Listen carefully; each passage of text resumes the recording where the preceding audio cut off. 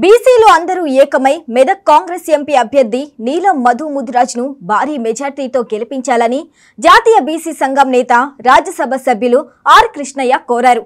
Hyderabad are కృష్ణయ్యను నీలం మధు కలిశారు. దశాబ్దాలుగా మెదక్ ప్రాంతంలో బీసీలకు అవకాశం దక్కలేదు అన్నారు. ఇప్పుడు బీసీ సామాజిక వర్గానికి చెందిన యువనేత నీలం మధుకు ఎంపీ అభ్యర్థిగా పోటీ చేసే అరుదైన అవకాశం రావటం హర్షణీయమన్నారు. మెదక్ పార్లమెంట్ పరిధిలో 64% బీసీల ఓట్లు ఉన్నాయని, ఏదైనా పార్టీ బీసీలకు టికెట్ ఇవ్వాలంటే భయపడుతున్నారని గుర్తు చేశారు.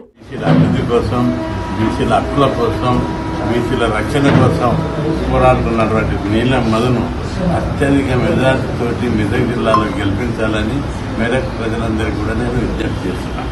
మెదక్ పార్లమెంట్ నియోజకవర్గంలో 64% బీసీలు ఉన్నారు. ఏదైనా పార్టీ బీసీలకు ఇవ్వాలంటే భయపడుతుంది. ఈయన బీసీ వర్గానికి చెందినటువంటి నీలం మధుకు అనేక పోరాటాల తర్వాత సమర్థుడైన నాయకుడు, బీసీల కోసం పోరాడుతున్నాడు, బీసీల హక్కుల కోసం ఎవరితో రాజీపడు అని మంచి సహేతుకమైన కారణాలతోటి రాహుల్ గాంధీ పిలిచి, రేవంత్ రెడ్డి రాహుల్ గాంధీ పిలిచి ఆయనకు టికెట్ ఇచ్చారు.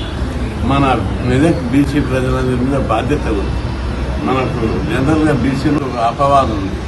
బీసీకి ఇస్తే బీసీలందరూ ఒకటయ్యి భారీ మెజార్టీతో గెలిపిస్తే ఇంకొక వచ్చే సర్పంచ్ ఎన్నికల్లో, ఎంపీటీసీ, జెడ్పీటీసీ, ఎమ్మెల్యే ఎన్నికల్లో బీసీ లోపల ఐకమత్యం బాగుంది. బీసీకి ఇస్తే బీసీని గెలిపించుకుంటారనే కారణంతో మనకు భవిష్యత్ తరాలకు బాగా టికెట్ వచ్చే అవకాశం ఉంటుంది.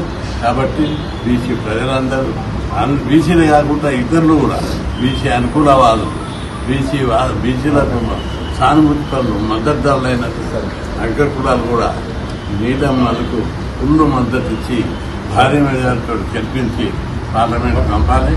ఆయన పార్లమెంట్ పంపినట్లయితే ఆయన మద్దతు తీసుకొని మేమంతా అన్ని రాష్ట్రాలు తిరిగి పెద్ద ఎత్తున బీసీల హక్కుల కోసం, రాజ్యాంగబద్ధమైన హక్కుల కోసం పోరాడతామని బీసీ ప్రజలకు నేను విజ్ఞప్తి చేస్తాను.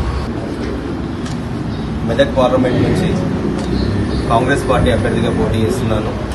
నేను మా పెద్దలు, మా తండ్రి సమానులైన ఆర్ కృష్ణన్న గారి బ్లెస్సింగ్స్ తీసుకోవడానికి వచ్చిన అన్నగారు కూడా నాకు సంపూర్ణ మద్దతు తెలిపినందుకు కూడా కృతజ్ఞతలు తెలియజేస్తున్నాను.